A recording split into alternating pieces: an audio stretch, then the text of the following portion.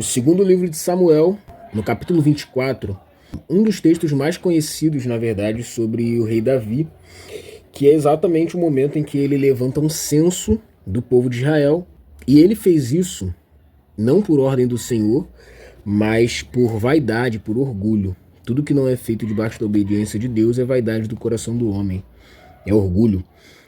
Era algo tão estranho que o próprio Joabe, que era o comandante do exército, ele vê que o rei Davi está fazendo algo meio estranho e pergunta: rei, é necessário isso mesmo?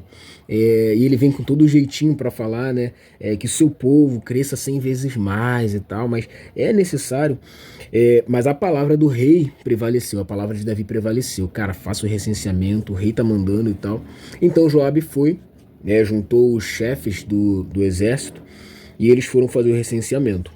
Havia em Israel 800 mil homens que foram contados, 800 mil homens de guerra que puxavam da espada, e em Judá eram 500 mil. Só que uma coisa que é incrível, que eu admiro assim de uma forma extraordinária em Davi, todos nós sabemos, porque ele recebeu do próprio Deus o testemunho de que ele é um homem segundo o coração de Deus, é o versículo 10, que é o versículo seguinte, após falar de quantas pessoas tinham, né, do povo. E versículo 10 está escrito: depois de haver recenseado o povo, Davi ficou com dor no coração.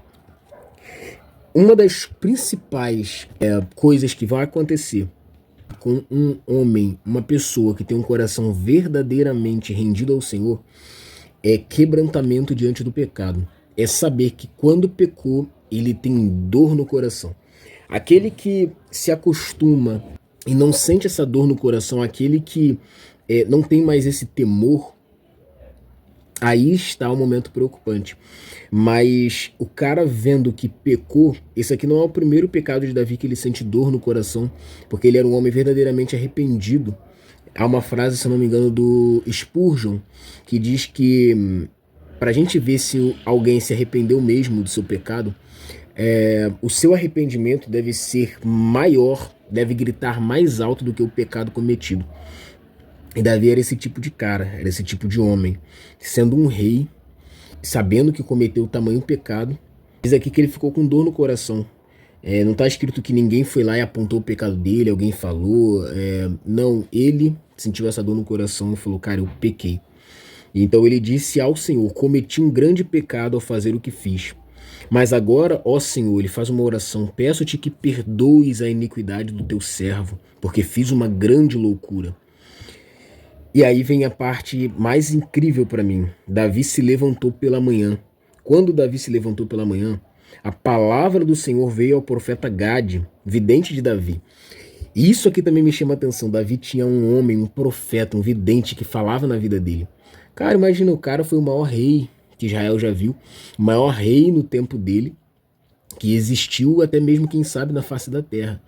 Mas esse homem tinha um profeta que falava na vida dele.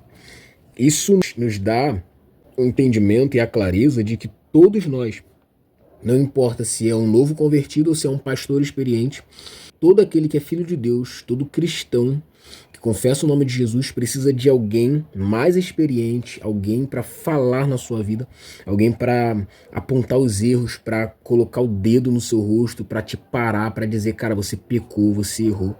Então Davi tinha esse cara que aqui na questão era Gade, né, o substituto no caso do Natan. Lembra do profeta Natan que falou lá sobre aquele pecado de Davi com a Batseba? E aqui era Gade.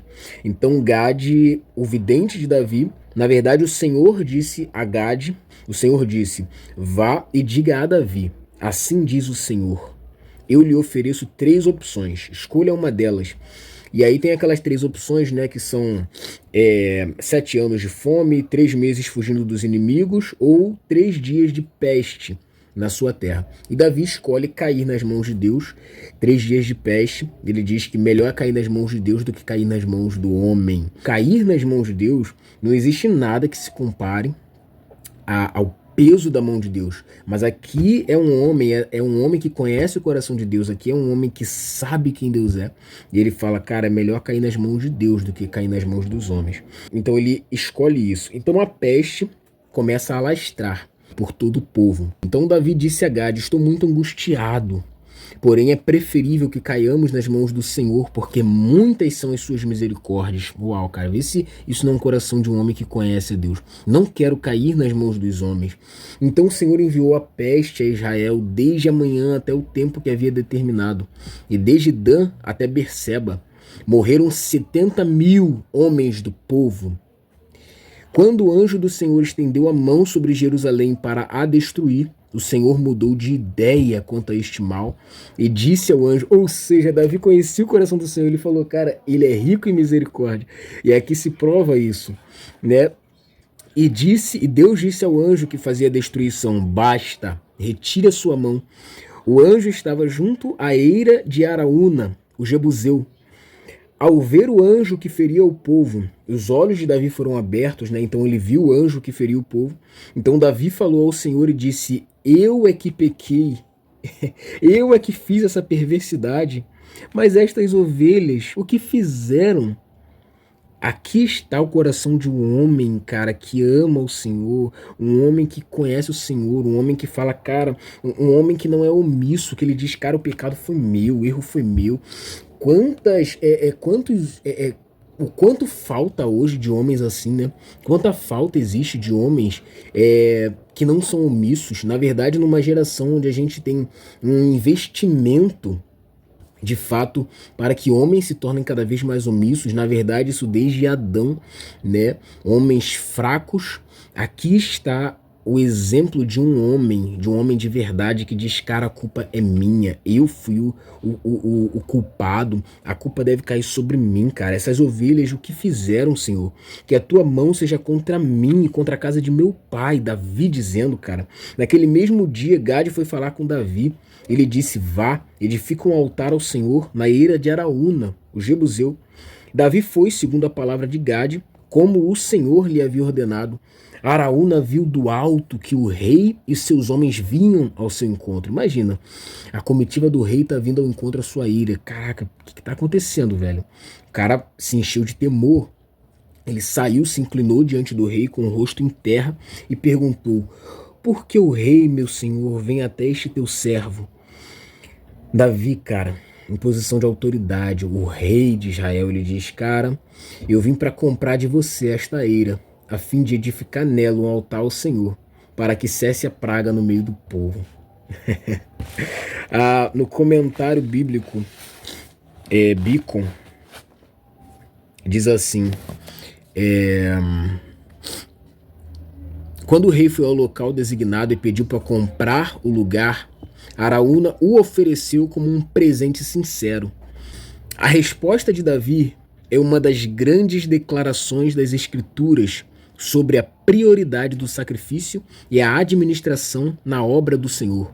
Não, Davi respondeu, porém, por certo, te comprarei, porque não oferecerei ao Senhor, meu Deus, holocaustos que não me custem nada.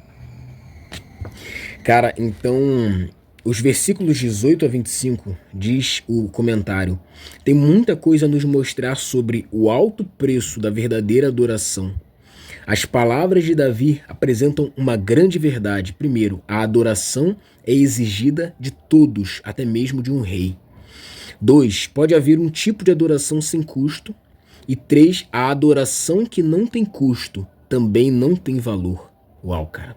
A adoração que não tem custo também não tem valor. A adoração que envolve a disposição para sacrificar é recompensada com resultados. Que a gente venha meditar nisso e saber que, cara, uma adoração que não tem custo, não tem valor. Que o nosso coração seja tão arrependido como o de Davi todos os dias, cara, que a gente venha parar e pensar, cara, será que eu tô dando uma adoração ao Senhor que não me custa? Ou será que eu tô sendo, de fato, um homem de Deus que tá dando ao Senhor a adoração que lhe é devida, mesmo que eu não consiga alcançar a sua grandeza em toda a expressão da minha adoração, mas eu darei algo que me custe, algo que custe a minha carne, algo que mate o meu interior, algo que negue a mim mesmo. São essas palavras do Senhor Jesus. Não existe quem queira segui-lo sem estar disposto a negar a si mesmo. Então, como isso na prática? Cara, todos os dias, cara, se há algo que eu sou apaixonado, que não seja o Senhor, se há algo em minha vida que me faz, que eu perco meu tempo ali, que eu dedique meu coração, se há algo que eu valorizo muito e que está de forma desproporcional, que eu venha saber como colocar isso em minha vida a fim de que eu não tenha outros deuses no meu coração. Como dizia outra pessoa, né, o coração do homem é uma fábrica de ídolos, mas que cada um de nós venhamos fazer essa reflexão, essa autorreflexão, cara, que eu venha matar todos os meus ídolos. Ajuda-me, Senhor, a matar os meus ídolos, a fim de que toda a adoração da minha vida seja dedicada somente a Ti, a fim de que eu negue a mim mesmo, eu mate a minha carne, todos os meus desejos que são contrários à Tua palavra, a fim de que não haja uma busca desproporcional por prazeres nesse mundo, mas que a minha porção seja o Senhor. É isso.